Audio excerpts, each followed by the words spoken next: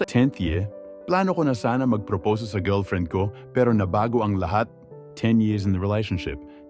Medyo mahaba na ang pinagsamahan namin ng girlfriend ko. Plano ko talaga mag-propose sa kanya during our 10th year anniversary celebration. Pero nabago lahat yon dahil sa ginawa niya. Nilihim ko sa girlfriend ko yung plano ko na pagpo-propose sa kanya. Nag-ipon ako.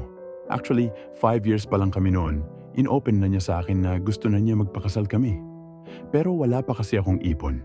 Hindi rin kasi ako ganun ka-open sa kanya about sa plano ko na kasal. Kaya siguro akala niya wala na akong plano.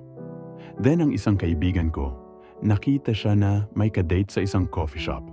Tinawagan ko siya at siya pa ang may lakas ng loob sabihin na wala naman daw akong plano magpakasal. E di mas mabuti na mag-cheat. Tutal, sa hiwalayan din naman daw kami matutuloy. Hinintay lang daw niya na malaman ko na nag-cheat siya. Sinabi ko lahat ng dahilan ko, bakit natagalan at pinakita ko yung plano ko na wedding proposal. Then, nag-quit na ako. Tapos nagsusorry siya. Hindi daw kasi niya alam na may plano pa pala ako.